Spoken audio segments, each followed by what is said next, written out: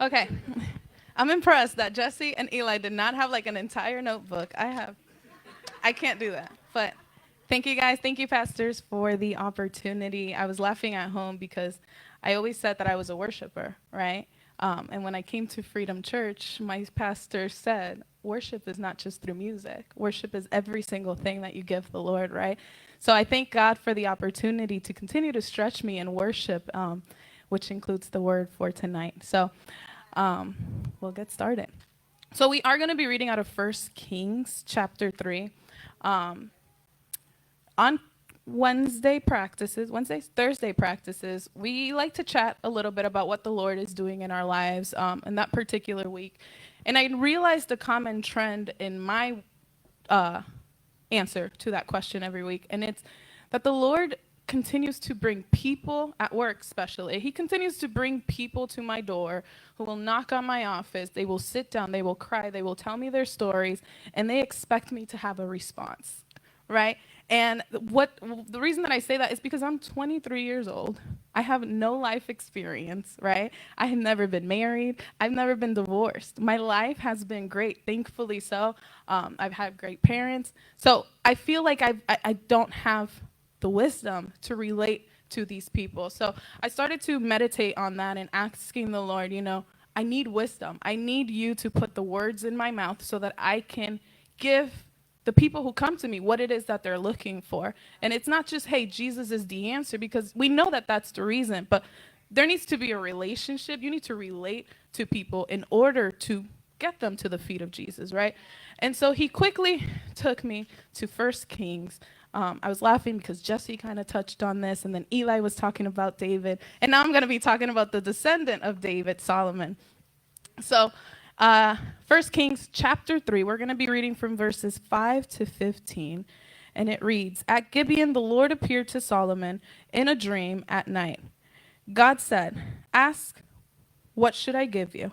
And Solomon replied, You have shown great and faithful love to your servant my father David, because he has walked before you in faithfulness, righteousness, and integrity.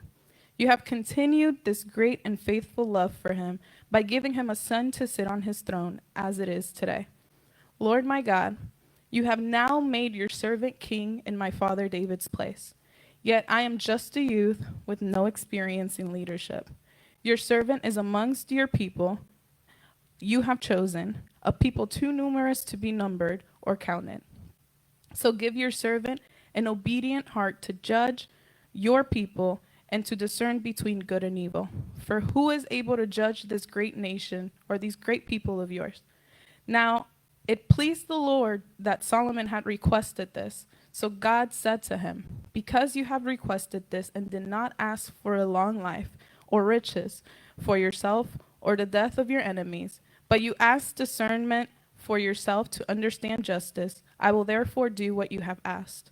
I will give you a wise and understanding heart, so that there has never been anyone like you before and never will be again.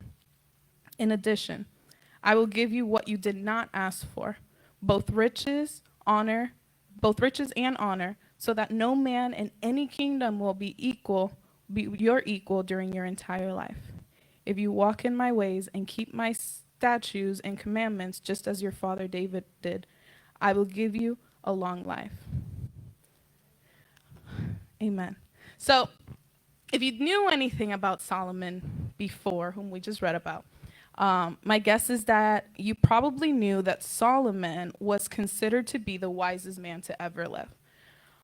So here we just read just how Solomon received that wisdom from God. And the one thing that I really love about it is just how simple it was, right? Solomon, asked God for wisdom, and God said, ask for whatever you want, and it will be given to you. And so something that stood out is that Solomon had the wisdom to ask for wisdom. So there was so many other things that he could have asked for, right? Yet he didn't ask for anything that was temporary or anything that was flashy, but he asked for something that was lasting, something that was life-changing and life-giving, right? So this is what wise people do. Wise people ask for wisdom. And so in James 1:5, you don't have to turn to it. It says, if any of you lack wisdom, you should ask God, who gives generously to all without finding fault, and it will be given unto you. And so another thing that I really love about this chapter, and what stood out to me personally and began to speak to my life, is that not only does Solomon ask and receive wisdom from God, but if you keep reading in just the next chapter, there's an amazing story where Solomon is able to apply his wisdom. So there's this story about these two ladies that come up to Solomon, and they come with a child. One lady says, "This is my child." And the other woman says, "No, her child died, and she has taken my child as her own." So Solomon quickly uses his wisdom and says, "Okay, this is what we'll do. We'll grab the child, we'll split them in half. You get a side, and you get a side."